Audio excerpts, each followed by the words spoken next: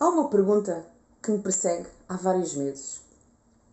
Como é que é possível alguém saber tanto sobre a sua vida, mas viver tão pouco dela? Nos últimos meses eu tenho observado uma coisa muito curiosa nas pessoas que chegam até mim. São inteligentes, sensíveis, cultas, leem, estudam, fazem terapia, meditam, vão a consultas ou sessões de astrologia, estudam a neurociência.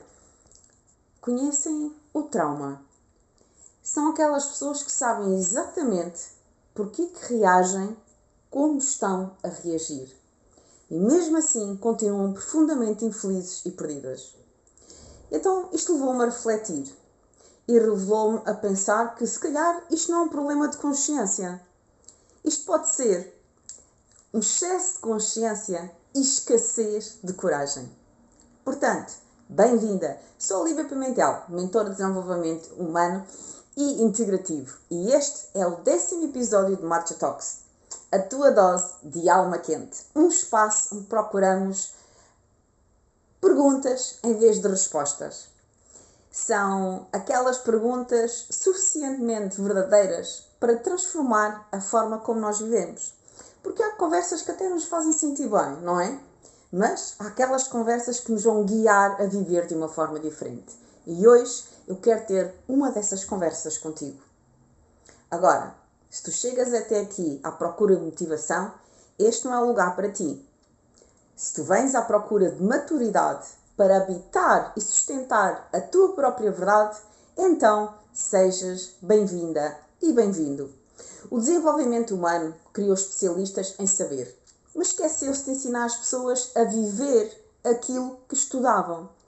E sabes qual é o maior problema, dor que as mulheres que chegam até mim trazem? Eu vou-te dizer. Não é o trauma, não é a ansiedade, também não é a falta de propósito. É elas saberem exatamente aquilo que deveriam fazer, mas continuam a viver da mesma forma. E esta é uma dor universal, eu diria até coletiva. A consciência tornou-se confortável. Nós pensamos sobre tudo, nomeamos tudo, explicamos, compreendemos, mas mudamos muito pouco.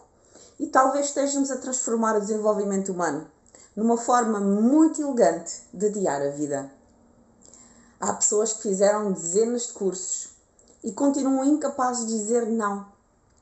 Há outras que sabem tudo sobre o trauma e continuam a escolher relacionamentos onde não são felizes, onde não se sentem seguras, onde se sentem aprisionadas.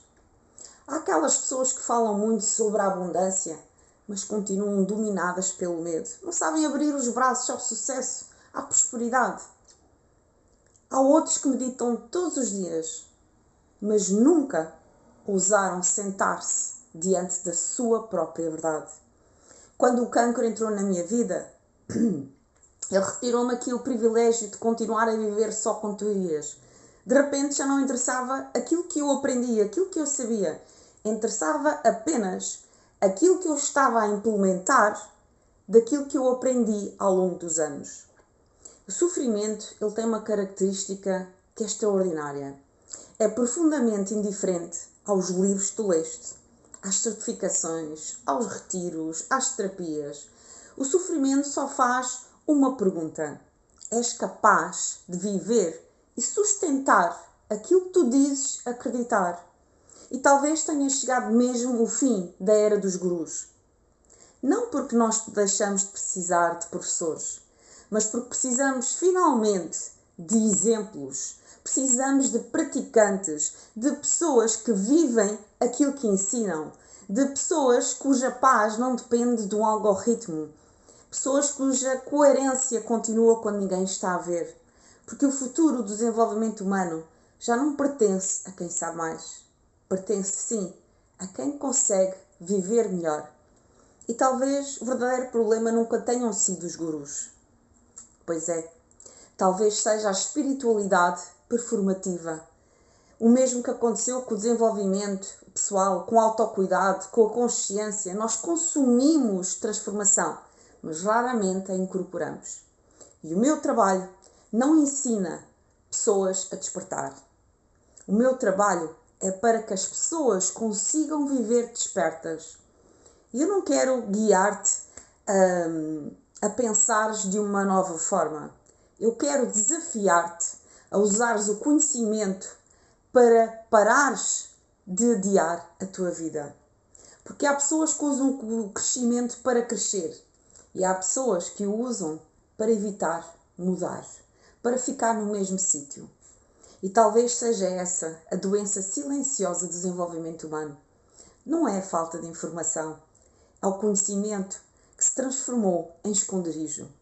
Matcha Talks é isto, conversas com sabor à verdade, onde a dor vira sabedoria e a vulnerabilidade, ela transforma-se em poder.